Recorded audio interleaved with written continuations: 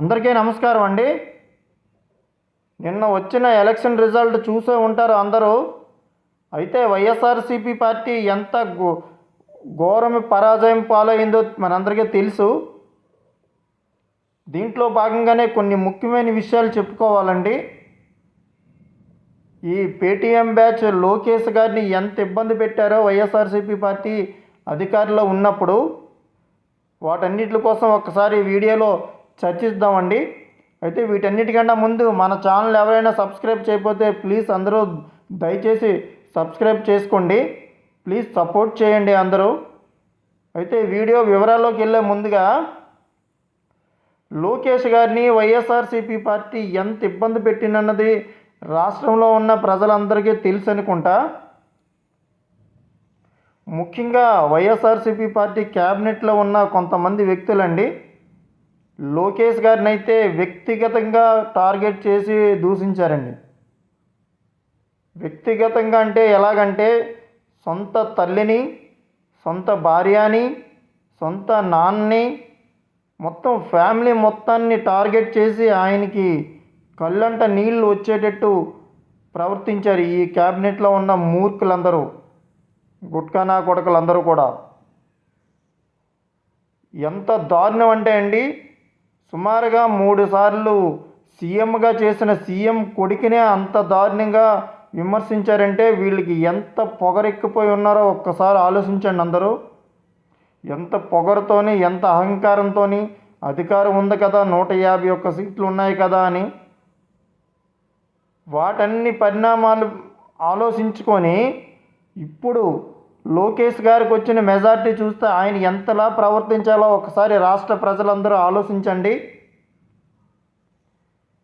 వాళ్ళు చేసిన అరాచకాలు ఇప్పుడు లోకేష్ గారు చేస్తే ఈ పేటీఎం బ్యాచ్, ఈ గుట్కానా కొడకలు అందరూ తట్టుకోగలరా?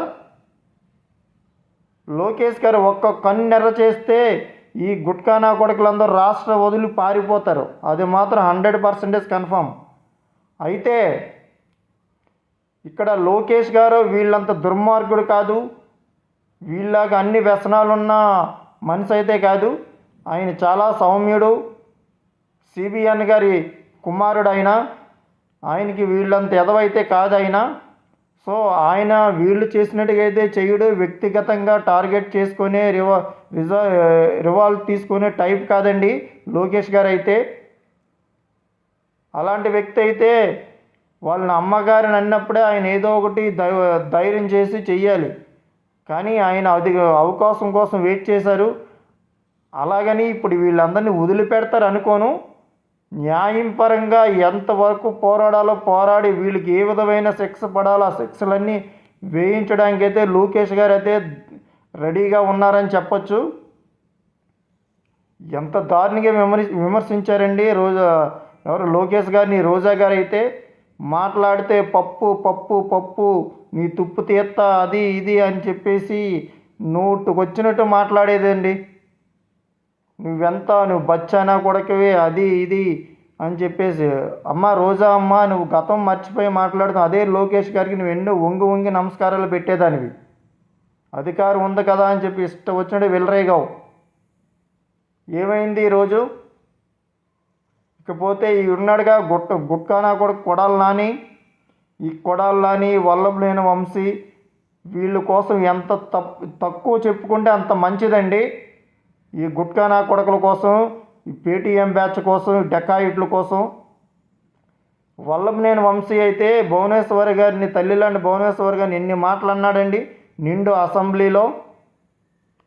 ఏ కన్నా కొడుకైనా సరే ఆవేదన ఉంటుందండి. ఎందుకంటే కన్నా తల్లిని అన్ని మాటలు అన్నప్పుడు ఆయనకి బాధ ఉండదండి.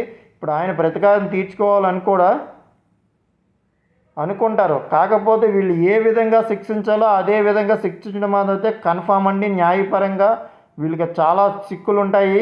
తిట్టడం ఒకటే కాదండి, ఆర్థికంగా కూడా చాలా ఇబ్బందులు పెట్టారు టీడీపీ కార్యకర్తలని, నాయకులను అయితే. ఇకపోతే ఇక్కడ మనం మెయిన్ ఈ వీడియోలో లోకేష్ గారి కోసం చెప్పుకోవాలండి.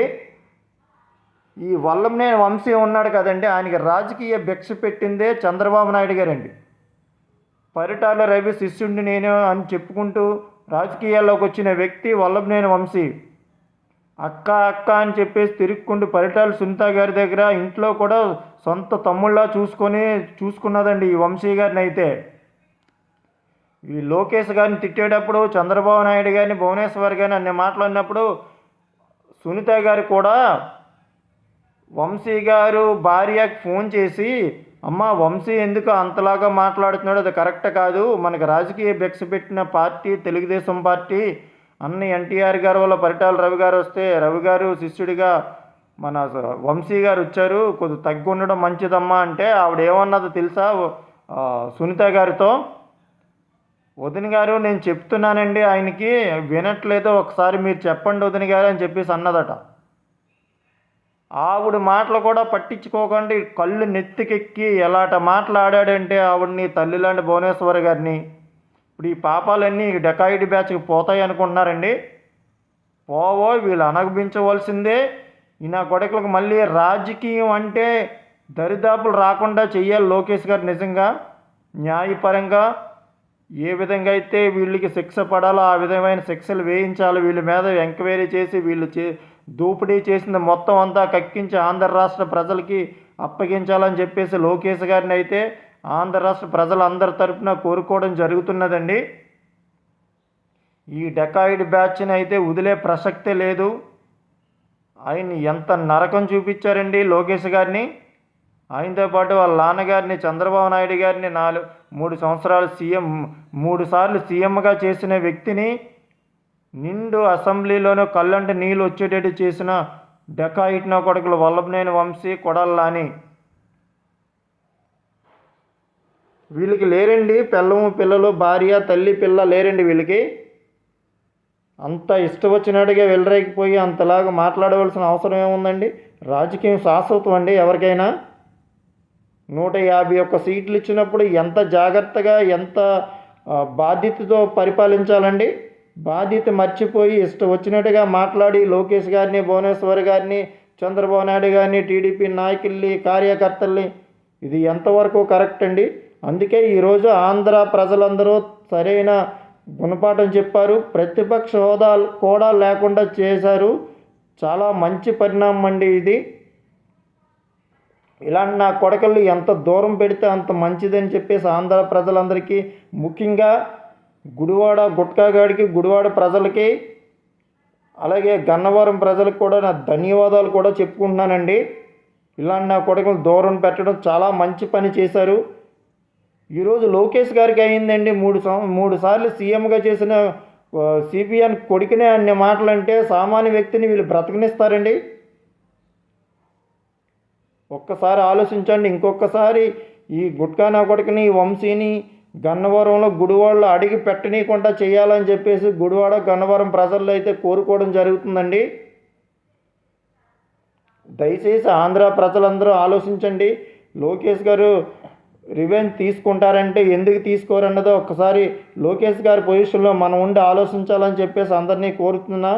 అయితే లోకేష్ గారు వీళ్ళు చేసినంత దరిద్రం పనులు, ఎదవ పనులు అయితే చేయరండి. ఆయన చాలా సౌమ్యుడు, మంచి ఎడ్యుకేటెడ్ పర్సన్.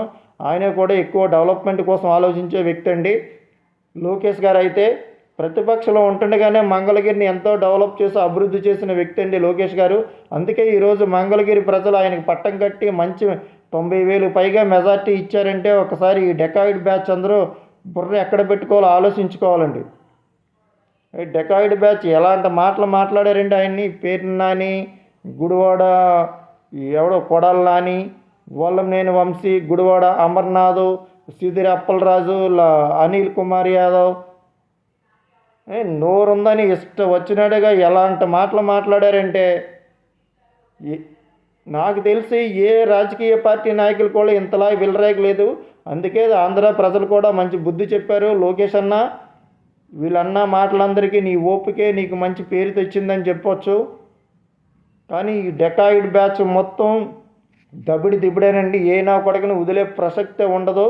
న్యాయపరంగా ఏ విధమైన శిక్షలు పడాలో అన్ని శిక్షలు కూడా వేయిస్తారు లోకేష్ అన్న అయితే కంపల్సరిగా. థ్యాంక్ యూ అండి.